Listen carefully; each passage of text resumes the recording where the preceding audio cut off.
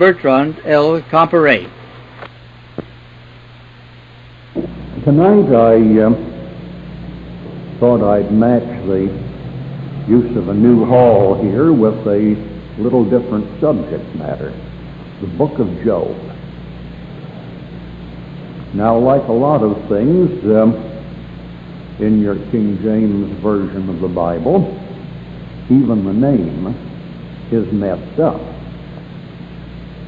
Actually, in the Hebrew, it's pronounced Eyob, and you'll find in Moffat translation, he spells it E-Y-O-B. Now, it happens that in the Latin language, when the letter J is used as the initial letter before a vowel, it has the sound of Y. And when they started translating out of the Latin, which was all the Catholic Church would allow as a language for the Bible for many centuries, when they started translating into English, why, they copied the Latin spelling. For example, you find the name of your Savior spelled J-E-S-U-S, and today we anglicize the pronunciation into Jesus. But there is, of course, no authority for it. In the Greek manuscripts from which they translated, it was spelled with the Greek letters corresponding to I-E-S-O-U-S and pronounced Jesus. Then, when the Catholic Church caused it to be translated out of the Greek into the Latin, they sometimes spelled it I-E-S-U-S and sometimes J-E-S-U-S, and in either case, they pronounced it Jesus. Then, when it was translated into English, as I say, the Latin spelling that the church hierarchy were accustomed to, that was used. Well, everybody calls him Job, so after that explanation, we'll call him Job for the rest of this lecture.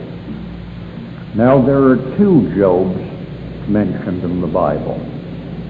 And which one are we talking about? Well, one was a son of Issachar. Issachar was one of the 12 sons of Israel, the patriarch, and this son of Issachar must have been about 40 years old when Israel and his family went down into Egypt. So definitely that is not the one. He spent the rest of his life in Egypt. But this particular Job, we're told, lived in the land of Uz. Well, Uz was a grandson of Shem through Shem's son Aaron. You'll find that mentioned in Genesis 10, verses 22 and 3. Uz settled in a region east of the Jordan River. This was beautifully fertile grass country, ideal grazing country for large herds of cattle and flocks of sheep. You remember that when the Israelites went through there on their way into Palestine, that the tribes of Reuben, Gad, and half the tribe of Manasseh, having great herds of cattle, asked that their share of the land be given them east of the river Jordan to stay in the beautiful grazing country. Now, Job, we're told, had immense herds of cattle and flocks of sheep. So it was a suitable country for a cattle raiser to live in. Well, who is this Job, and when did he live? He appears in the Bible not just under that name of Job, but Jobab, J-O-B-A-B, meaning Father Job. And you will find that in Genesis 10, verses 22 to 29. Shem's son, Arphaxad, had two sons, had a son, Eber. Eber had two sons, Peleg and Joktan. And Joktan's son was Jobab. Now he lived back in the days when long life was the rule among the patriarchs, and you find reference to that in the book of Job. For example, Eliphaz the Temanite, one of these false friends who come to console him by telling him what a wicked scoundrel he must have been to be punished this way by all these troubles. Eliphaz mentions to him, with us are both the gray-headed and the very aged men, much older than thy father. Now, as to when did he live? Besides the Bible chronology, which gives us a pretty good clue to this, he gives an astronomical clue. He mentions 4 stars or constellations in the 4 quarters of the heavens. Job 38, verses 31 and 2. Canst thou bind the sweet influence of Pleiades, or loose the bands of Orion? Canst thou bring forth Mazzaroth? Literally, it's Egypt's star. It was the star Sirius, as we know it today. Canst thou bring forth Mazzaroth in his season? Or canst thou guide Arcturus and his sons? Now, astronomers calculate that those 4 were the 2 solstitial and the 2 equinoctial constellations, about 2100 to 2136 BC, which would fit definitely the Bible chronology for the time of Job, identifying him as Jobab. The long life is evident. At the time of his troubles, Job had 10 children, all born by one wife, and all of his sons were married and had their own households. So that would make Job himself a minimum of 60 to 70 years old when the book begins. Couldn't have been less than that. And he also lived 140 years after his period of trouble. So the book of Job is actually the oldest book in the Bible. It's not put first in the order in which the compilers put it together, but it is older than any of the writings of Moses. Now, it is a long philosophical discussion of righteousness or the lack of it and that sort of thing, and yet while Job's friends in quotes, are telling him how wicked he was and all the evil things he certainly must have done to bring these troubles on himself, never once do they accuse him of violating any of the laws as laid down by Moses. So certainly this was written well before the laws of Moses were known. The book refers to Adam, to the fall of Adam, to the flood. There's no reference to the destruction of Sodom and Gomorrah in the time of Abraham. There's no reference to the law of Moses, no reference to the sojourn of the people of Israel in Egypt. So you know, therefore, the book was written before any of those things occurred. When it came to the matter of deciding which books were inspired and should be kept as sacred literature, the church was guided by the books that were accepted among the Jews as inspired literature, so far as the Old Testament was concerned, including making the mistake of including the book of Esther, which was a well-known fraud, and didn't belong in the Bible at all, but because the Jews accepted it, the church accepted it without apparently any substantial discussion of it. But from the beginning, from the earliest time, the Hebrew canon of accepted inspired books was recognized. The book of Job was in it. Now, it's mentioned twice in Ezekiel, Ezekiel 14, verse 14, and Ezekiel 14, verse 20. Twice you find this statement of God himself to Ezekiel, speaking about the wickedness of Jerusalem and the punishment that was going to come upon it. God said, though these three men, Noah, Daniel, and Job, were in it, they should deliver only their own souls by their righteousness, saith the Lord God. So there you find additional recognition of Job as a true historical character, and actually as good a man as the book tells us that he was. Then in the New Testament, James chapter 5, verses 10 and 11. I'm reading now from Smith and Goodspeed's translation, a little bit clearer.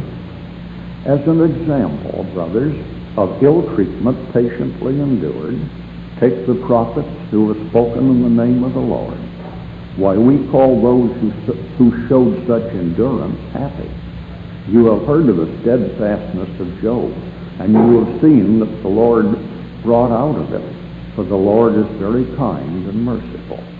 Now, as to that reference of the very old people, much older than Job's father, Heber, Job's grandfather, lived to be 464 years old, the Bible tells us.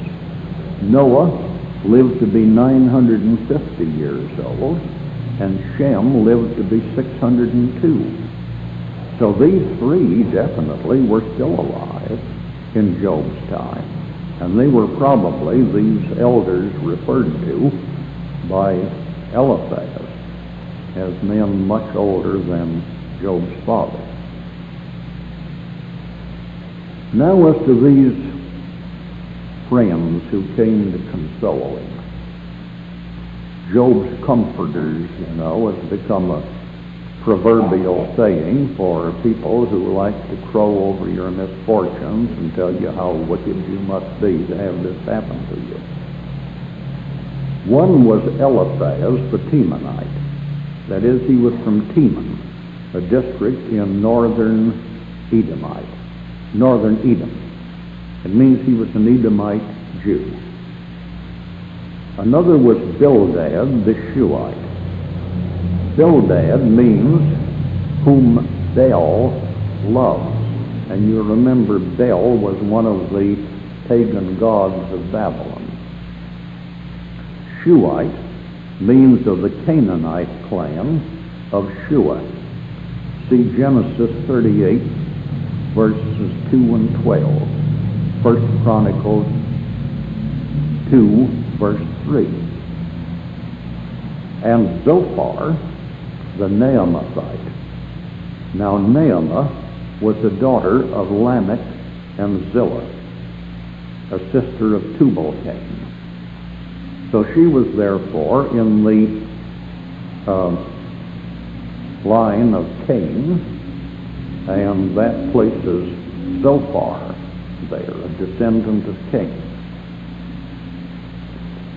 Then, toward the latter part of the book, we suddenly meet a character who isn't introduced earlier than that, and he comes in with no introduction, no reason for him to be there, and scholars in general have been doubtful that this is part of the original book of Job. They have felt that it was something inserted by some later copyist. Elihu of the kindred of Ram, you cannot identify him by that. There is a ram mentioned in the Bible, but this would put the man, 600 to 800 years too late to be in the picture at all. So the ram he's related to must be some other one. Now you know how much difficulty there is today figuring out which John Smith you're talking about, because there's so many of them. And back in biblical days, when there were no family names at all, and you simply had a first name, and you're dealing with a population that exceeded 1 million at times, why, it's very likely that there would be more than one person with the same first name. So in trying to identify lineage this way, you always have to take note of the time factor also to see whether you're on the right track. Now what about this book of Job, the earliest in point of time in the Bible? One of the most interesting things about it is that it is highly scientific, including some things that our scientists did not know until fairly recent times. For example, Job 26, verse 7, speaking of the great powers of God, he stretches out the north over the empty place and hangs the earth upon nothing. Now, 500 years ago, there were very few people you could convince that the earth didn't rest on something solid. The Hindus said that the earth rested on the back of an elephant. So what held the elephant up? Well, the elephant stood on the back of a big turtle. And when you asked them what supported the turtle, then they didn't know. The Greeks, so much wiser apparently, so proud of their intellectual power, they said that the earth was supported on the shoulders of the giant Atlas. But if you asked them what Atlas stood on, they couldn't tell you. And here in Job, he hangs the earth upon nothing. It just spins free in space. So that was anticipating our modern wise men by a great deal. Then that stretches the north over the empty place. All of you know, of course, that only a tiny portion of the stars are visible to the unaided eye. It doesn't take much of a telescope to bring out a great number of stars in places where the unaided eye sees only blank darkness. And of course, the big telescopes in the observatories see hundreds of thousands, many hundreds of thousands of stars that the eye cannot perceive. So, when you run one of these big telescopes over places in the sky where the eye doesn't see anything, the telescope generally does.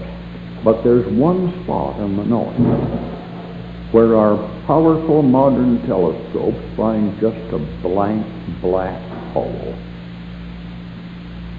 There isn't anything visible there. So here in the book of Job, you are told that God stretched the north over the empty place.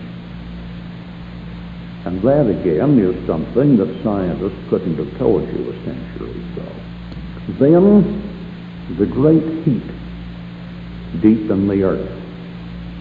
Job 28, verse 5. As for the earth, under it is turned up, as it were, fire. And our volcanic eruptions confirm that, certainly. Another thing that nobody would have believed a few centuries ago, Job 28, verse 25, speaking again of the powers of God, to make the weight for the winds, and he weigh up the water by measure. Well, the idea that the air had weight was something that was hotly disputed right down into the Middle Ages. I think it was Galileo, it was another scientist of about that period, if it wasn't Galileo, but one of them of about Galileo's time made a couple of great metal cups, half spheres, with their edges smooth so that they could fit together with a little gasket, airtight. And he weighed them. And then he pumped out all the air, and he weighed them again. And he was able to find that the hollow sphere, empty, weighed a little less than when it was full of air. And that was the first time that our scientists could say that they knew that air had weight. Then again, Job 38, verse 25. Who hath divided a water course for the overflowing of water, or a way for the lightning of thunder. Now, within the last, less than 50 years, they have had high-speed movie cameras able to tell us a peculiar thing about lightning. As far as the eye is concerned, that one sudden, swift flash of lightning is all there is to it. But the high-speed camera, able to take thousands of pictures a second, showed us something different. Air is a very good insulator. It's hard for electricity to get through it. And something or other has to finally break down that resistance so the lightning bolt can go through. And first, occurring close to a second before the real flash, half a second or more, there is a little pilot flash that goes through, which ionizes the air so as to make it a conductor of electricity, and that little pathfinder flash makes a way for the lightning. Now, all these bits of science you find in the book of Job. So when you're talking of things like this, it's obvious you are not talking about ignorant and superstitious people in that age. These were people who had a surprising amount of scientific knowledge. Now with that background, let's start examining the book itself.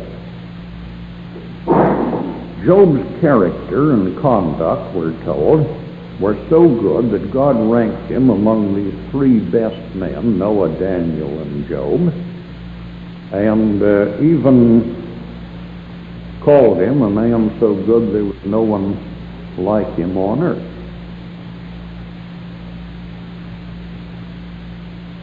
Job 1, verses 6 to 12. Now there was a day when the sons of God came to present themselves before him, and Satan came also among them. And God said unto Satan, Whence comest thou? Then Satan answered God and said, From going to and fro in the earth, and walking up and down.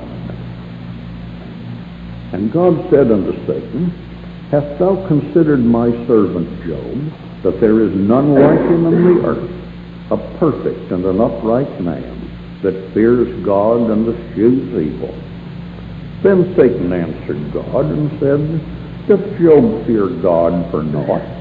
Hast thou not made a hedge about him, and about his house, and about all that he has on every side? Thou hast blessed the work of his hands, and his substance is increased in the land. But put forth thine hand now, and touch all that he has, and he will curse thee to thy face. And God said unto Satan, Behold, all that he has is in thy power. Only upon himself put not forth thine hand. Now you know, of course, back in the 3rd chapter of Genesis, Satan tempted Eve and then Adam by misrepresenting God as an unreasonable tyrant whom they couldn't respect, and they fell for it.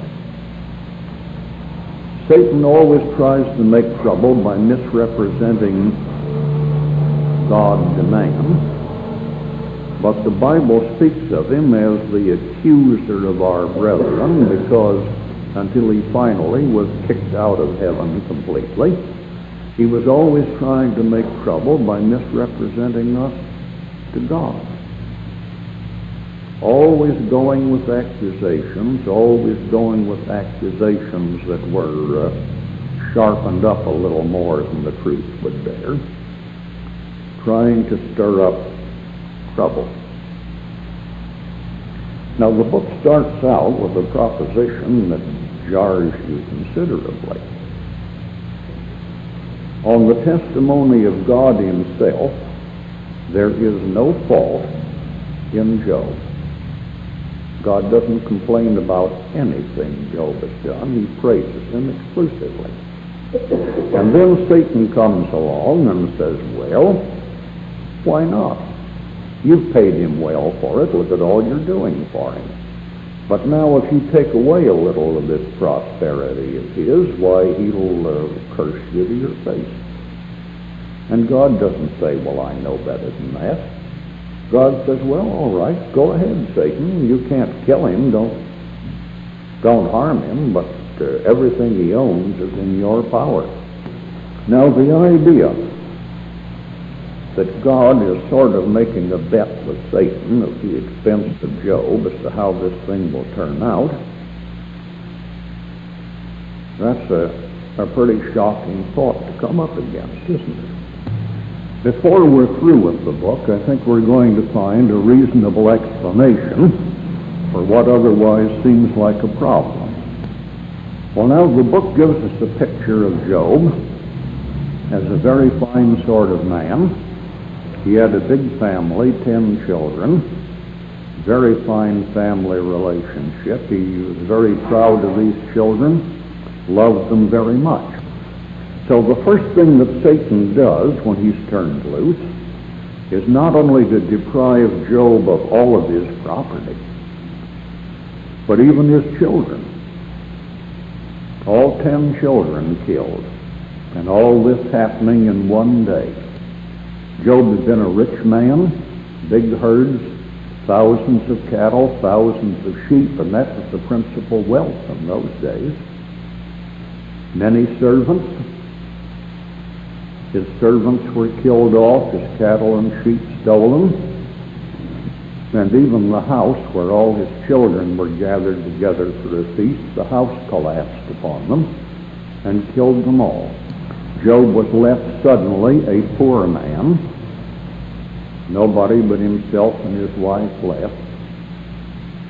And Satan thought surely this would provoke a furious outburst of rage against God. But Job's only reply was this: naked came I out of my mother's womb, and naked shall I return thither. The Lord gave, the Lord has taken away. Blessed be the name of the Lord. So, since that didn't accomplish his purpose, God again reminded Satan on the next visit, here is Job. He said, you caused me to bring all these calamities on him without any cause. And still he's loyal. And Job said, oh well, he got out of it with his skin. But now, touch him in his own person. Bring sickness and trouble upon him. And you will see that he'll curse you to your face. So God gives Satan permission to do even that. He just says you can't kill him, that's all. Now, several kinds of sickness were suddenly brought upon Job through Satan's malice. And maybe not the most serious, but certainly the most annoying, he was covered with painful boils all over from head to foot. So he was not only sick and weak, but he was in misery day and night. Now, with that situation in its existence, 3 of these friends of his come, it says, to comfort him. Now, they had known him before in his prosperity. They had known what a fine man he was, and when they saw him in his condition of sickness as well as poverty, It said they were so astonished they just sat around with him, just unable to think of anything to talk about for a week. But they let it be known they had come to comfort him. Well, Job, with a good deal of justification, does complain of the situation he's in. He goes into some detail, and he said, "Why is this come upon me? I never violated the laws of hospitality that were so important in the Near East, especially in those times." He said, "The traveler never had to sleep out in the open. I took him into my house. I clothed and fed the poor. If any poor person's rights were being disregarded, I saw that he got justice. I did everything that was considered to be good and righteous. And now, what's the explanation for this? Look what's happened to me. This is more than just the ordinary misfortune. All these things must have come upon me by the hand of God laid upon me." And in fact, you could say that is correct. While the actual person who brought it about was Satan, God had said, "All right, Satan, go ahead and do it. You've got the power. I've given it to you."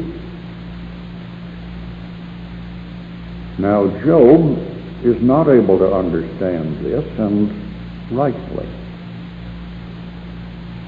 But his friends who came to comfort him, their comfort consists in assuring him what a wicked scoundrel he is. They say, "Why, nobody ever suffered any trouble except justified retribution for his wrongdoing. Therefore, in spite of all our previous friendship with you and all we know about you, why, we know from your troubles how wicked you've been. You have stolen from the orphan and from the widow. You have turned away the stranger who needed some place to spend the night. You have moved the landmark so as to encroach your fields on your neighbors. You've done all these things, and now look what it's brought about you. Why don't you reform? You'd get out of this." Well, that's the sort of comfort some of our friends like to give us. Job, speaking of the troubles he's had, he mentions one thing that is perhaps worth noting here. Every once in a while, there is dug up a skeleton of some rather low type of person.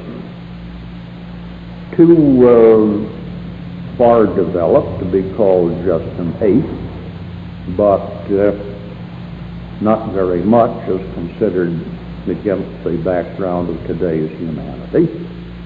And our self-admitted wise men say, you see, that shows that back just a short time ago, man had not evolved yet. Well, I don't know if any of you have ever gone to the wrestling matches, but there are some characters wrestling whose appearance would certainly pass for that of a man of, say, 500,000 years ago, beyond any doubt. I remember one, I didn't see him myself, but I saw pictures of him, the Angel, they called him, and it took a rather charitable mind to consider him human. Now, this is here in our own times. He's probably still living now. But if his skeleton is dug up 500 years from now, some of our so-called scientists are going to say, well, you see, only 500 years ago, humanity hadn't really evolved yet. So as to these low-grade cavemen they speak of, here's what Job says. But now, They that are younger than I have me in derision. Men whose fathers I would have disdained to have set with the dogs of my flock. For want and famine they were solitary, fleeing into the wilderness in former time, desolate and waste, who cut up mallows by the bushes and juniper roots for their meat. They were driven forth from among men. They cried after them as after a feast. They went out to dwell in the cliffs of the valleys, in caves of the earth and in the rocks. Among the bushes they brayed. Under the nettles they were gathered together. They were children of fools, yea, children of base men. They were viler than the earth. In other words, here were people in Noah's time from an inferior strain, degenerate, the same sort of caveman that our scientists like to find and say, look, this is all that existed of humanity, even that recently. But it's worthy of note that remains of rather high civilizations are found, which can be dated back just almost as far back as any of these so-called cavemen. So that they were, as Job pointed out, not representative of man in general of their own kind, but at any time there have been some of these degenerate types little above the animal. Well, in all these debates between Job and his friends, the great problem of good and evil is brought up. Why do the wicked actually prosper and the good suffer unmerited trouble? And it's never been more eloquently debated than in the book of Job. We might sum up the book briefly. In chapter 3, Job, bewailing his fate, says, why was I born? Why couldn't I have died at birth and been spared all this completely futile suffering? You can't tell me it's to teach me something. All it can teach me is that although I've been good, yet all this calamity comes upon me. So, why this? In chapter 4, his friend Eliphaz, gloating over this, self-righteous, he tells Job, well, you always taught others. When others were in trouble, why, you comforted them and so on, and he fails to mention you did something practical about it. But he says, when trouble comes upon you, why, you can't take it. Now, don't you remember? No innocent person ever suffered punishment. Hence, that shows you were wicked. Eliphaz says, I had a vision which informed me that everything is foul in God's sight. Job 4, verses 18 and 19. Behold, he puts no trust in his servants, and his angels he charges with fault. How much less in them that dwell in houses of clay, whose foundation is the dust, which are crushed before the moth. And finally, since this doesn't seem to comfort Job very much, Eliphaz said, well, if I was in your case, why, I'd lay my case before God, ask him to vindicate me. But he bitterly condemns Job for doing just that. In chapter 15, verses 1 to 13, he rails at him. Why, you're telling God that you were actually good and you didn't deserve this. Why, that's blasphemy. So finally, Eliphaz sums it all up. Behold, happy is the man whom God corrects. Therefore despise not thou the chastening of the Almighty. In other words, this is good for you, as long as it doesn't happen to me. Well, in chapter 6, Job replies in substance, my strength is gone, I'm not able to carry on a normal life now. It's better that I were dead. And you, my friends, why do you mock me like this in my trouble? In chapter 7, he says, I've lost all hope. Why does God oppress me so? And even if I have sinned, why doesn't he pardon me? So in chapter 8, another of these friends, Bildad, says, why, you hypocrite, if you were not wicked, God wouldn't punish you. But remember, the book has told us on the authority of God himself at the start that he hadn't done anything to deserve punishment. Well, this pious platitude, nobody ever gets into trouble unless he's wicked, that's too much for Job. So in chapters 9 and 10, he says, if I be wicked, why then do I labor in vain? Good question. Because the wicked do get material prosperity by their wickedness. So if I'm so wicked, why have I gone broke? And he goes on to state, the world is given into the hands of the wicked. The wicked and the good are destroyed alike. But he said that I can't justify myself before God. He's too powerful an opponent to argue with. He's too strong. So in chapter 11, his third friend, Zophar, tells him, why, Job, you deserve worse than all this has happened to you. If you just stop doing evil now, you'll be all right. So in chapters 12, 13, and 14, Job said, everybody knows these platitudes that you speak.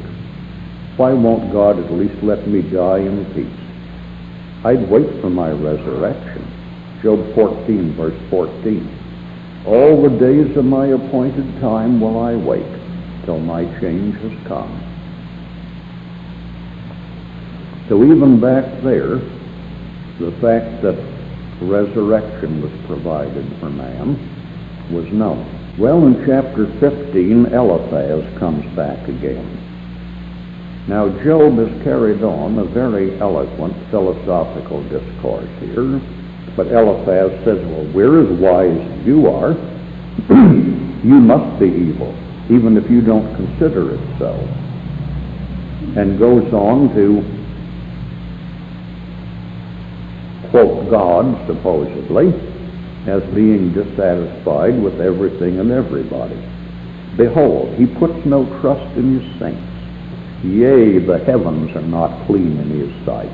How much more abominable and filthy is man, which drinks iniquity like water. So don't you know that the wicked never flourish very long?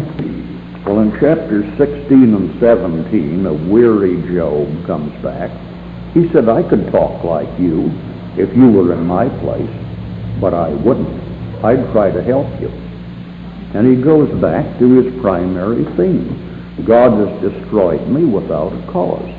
Here I am, nearly dead of my sickness.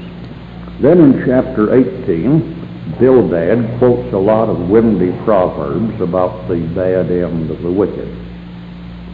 In chapter 19, Job says, my friends and my kinsmen have all abandoned me in my misfortune. You came here as my friends. Why have you no pity on me?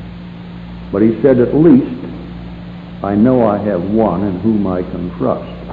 And here, in point of time, is the earliest introduction of the theme of the Redeemer, Jesus Christ.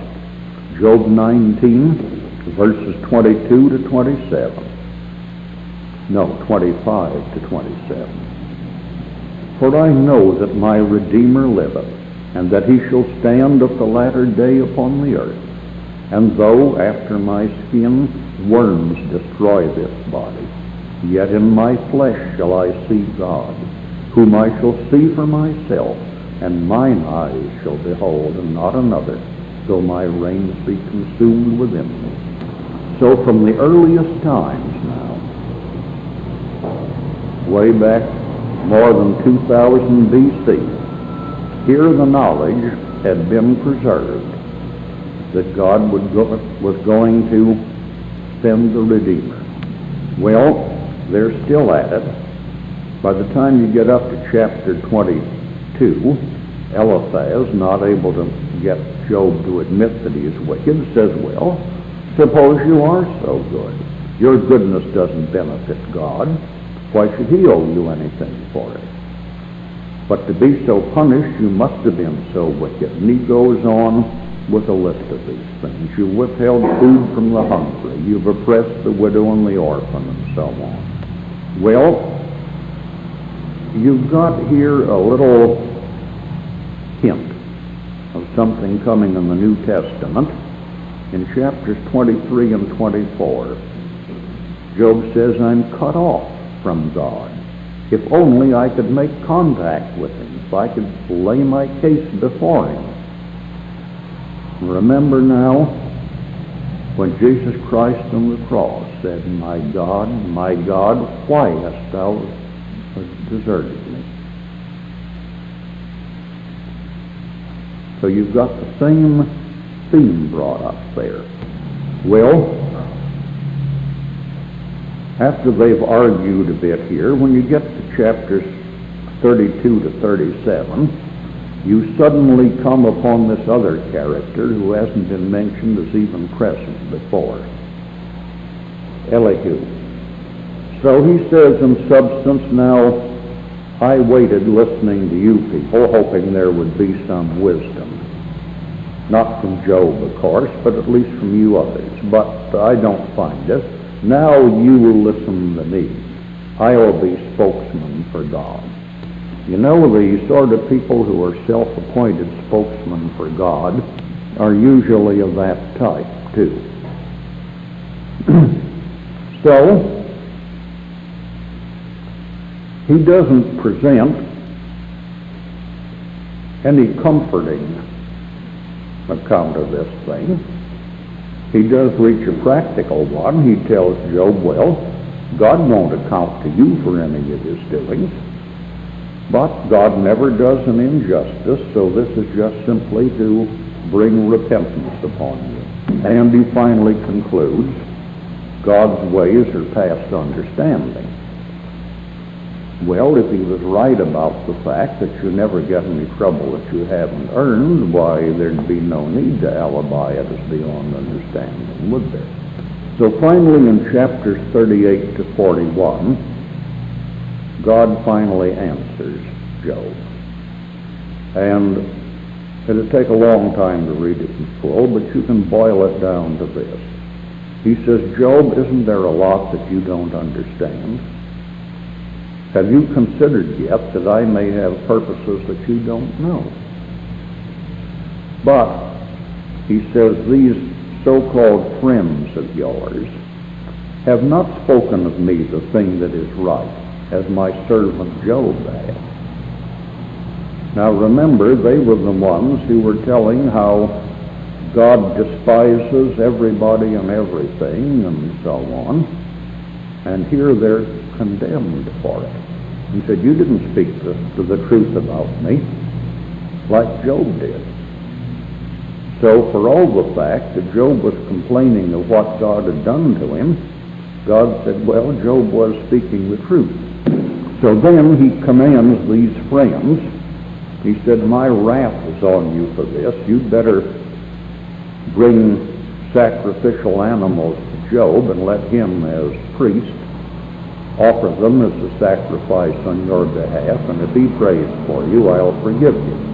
So the thing finally ends without anybody giving an answer to this problem.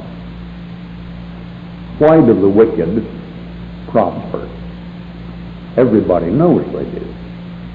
You all personally know examples of it.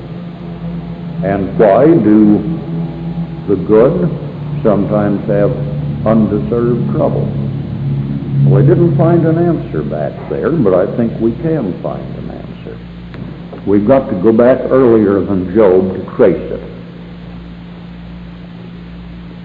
The Bible indicates that Satan was created as one of the highest of the angels.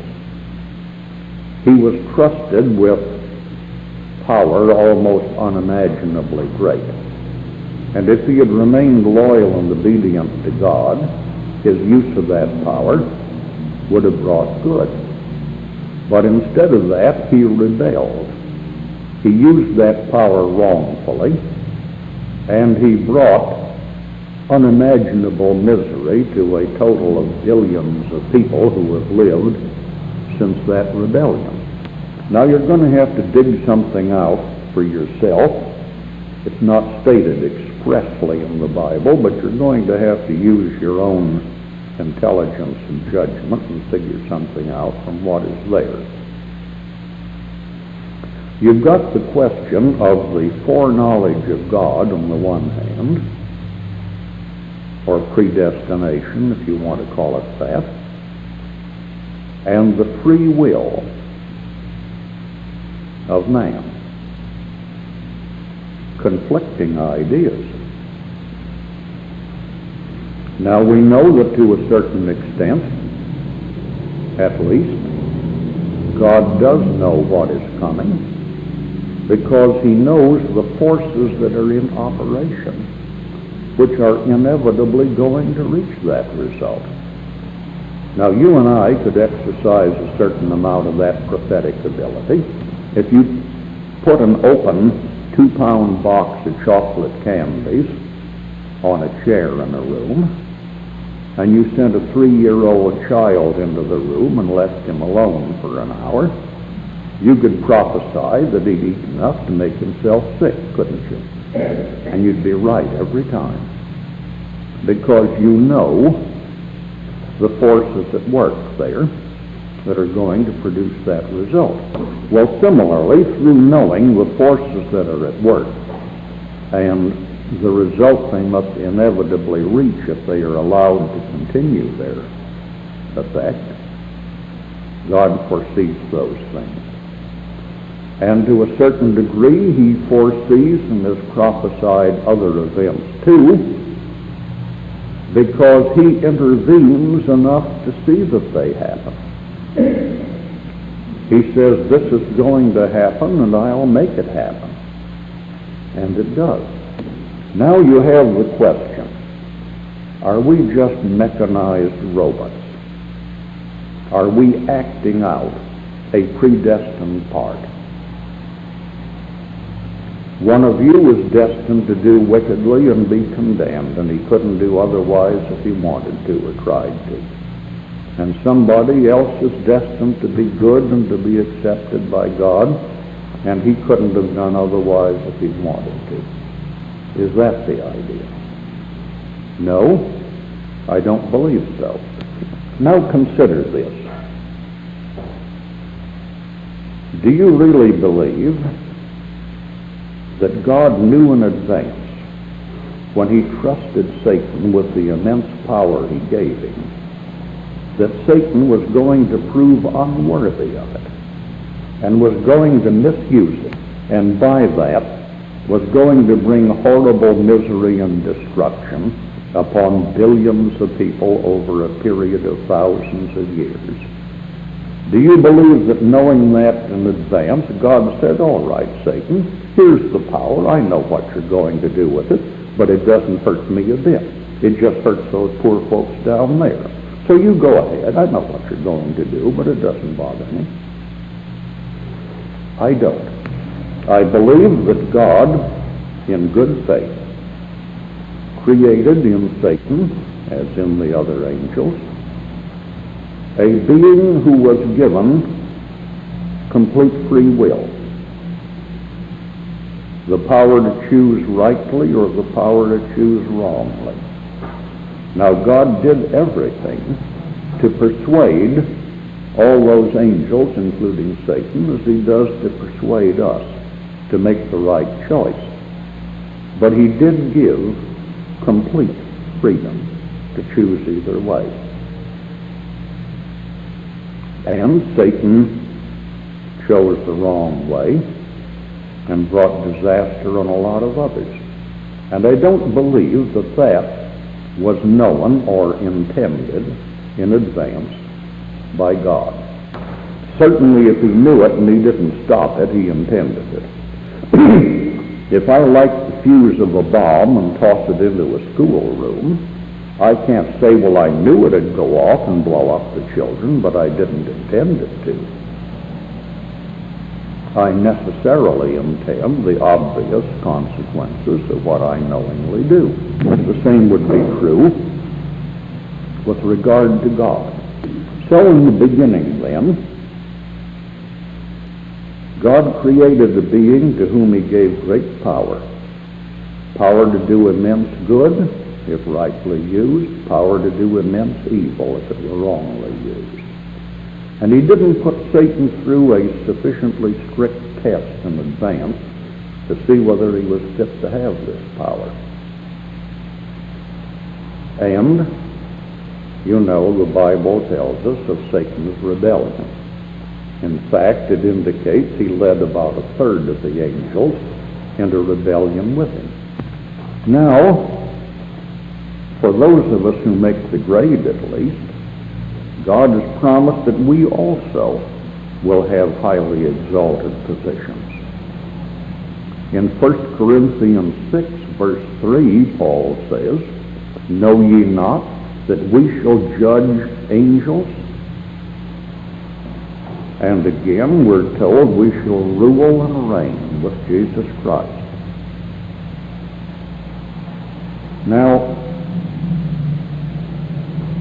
God made the mistake, I believe, of trusting someone with power before adequately testing him. That was Satan. And he doesn't propose to make that same mistake again if he's going to trust us with power. Now, the story of Adam and Eve and the Garden of Eden is, as we know, allegorical. This was not a mere plantation of shrubs and trees. The Bible recognizes the existence of pre-Adamic races, and the trees in the Garden of Eden were the family trees of nations and races. In other words, when Satan forfeited by rebellion, forfeited his right to continue to be the governor of this planet, Adam was sent here to take his place. If all God wanted was somebody to wield spade and pruning shears, he had millions of Asiatics to do that. He had millions of Negroes, wide between the shoulders and narrow between the eyes, who could do that kind of work. He didn't need a special creation for that. So Adam was put here to throw Satan out by force and take over the government of the earth. Well, now, we're true children of Adam, all right, because he displayed our qualities. He was easygoing. He wanted to get along with Satan without trouble. You know, peaceful coexistence. You can't peacefully coexist with a cancer or with people who are inclined to evil. But just as we do to our cost constantly in our own time, having learned nothing, so he did and learned nothing. He tried to get along with Satan, which was disobedience to God in itself. He was told to kick out Satan because Satan had rebelled and disobeyed God, and he himself rebelled by disobeying God. So, not only was Satan trusted with power without adequate testing, so was Adam. And both of them failed. And we're Adam's children, all right. We show the qualities. Now God still offers a magnificent future. The idea taught in so many churches that you're going to spend trillions of ages sitting on a cloud going plinkety-plank on a harp has no foundation whatsoever in the Bible. Nothing to justify it. We shall have a very active, not passive, a very active existence. The Bible tells us that we who earn the right, we are going to be the administrative staff of the kingdom of God under Jesus Christ as the King. You remember in his parable about the nobleman who went away to receive a crown and to return. And while he was gone, he left his goods in the care of his servants. Now, there's no possible dispute as to what the parable means. The nobleman who went away to receive a crown as king and come back is obviously Jesus Christ himself. So you remember he left a certain amount of his goods with different servants. And when he came back, he called them before him for an accounting of what they had done. And the first servant said, well, the money you left with me, I managed so well that it has earned 10 times that amount. So what does Christ say to him in return? Well done, thou good and faithful servant. For this I will make you a bishop in the African Methodist Episcopal Church? No. He says, be thou ruler over 10 cities. If I can trust you in the administration of my affairs on this small scale, if you have shown your worthiness, then I will trust you with the administration of my affairs on a greater scale. You're going to be governor over 10 cities. And the man whose share of the property brought in only 5, well, he said, be thou ruler over 5 cities. Now we're being tested. And it isn't quite as simple as just one test. Suppose you wanted a position with the government. Well, one position they could give you was that of janitor. They probably would make you take a test for it, wouldn't they?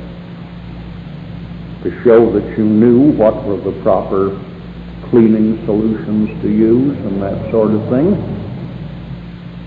And maybe you wanted a higher position than that. You wanted a clerical job of some sort. There would be a more difficult test to pass for that. Certainly if you wanted a job as auditor, there'd be a very careful inquiry into what you knew about bookkeeping, and so on up the line. So, you are given a test, not too stiff, and if you pass it, that's one grade. Now, you know, you meet a lot of people who say, oh, don't bother me about what's in the Bible. I know enough to know that Jesus Christ is my Savior, so I'm a saved Christian, and that's all I want to know. Well, you know, the odd thing is that God has offered you as much as you care to claim. But he doesn't cram down your throat a lot more than you care to claim. Now, both the Hebrew words in the Old Testament and the Greek words in the New Testament that have been translated salvation all have the identical root meaning. It is merely safety. In the literal sense of the word, if you found a man who couldn't swim floundering around in deep water and you dragged him out to shore, you've given him salvation. You've given him safety. Now, as we use the word today in connection with religion, we carry it a step forward from that. Not just safety in this life, but safety in the next. That is, that when this meat and bone you walk around in dies, not all of you is going to perish, because God is going to give you another life and another suitable body to live in, and you will be alive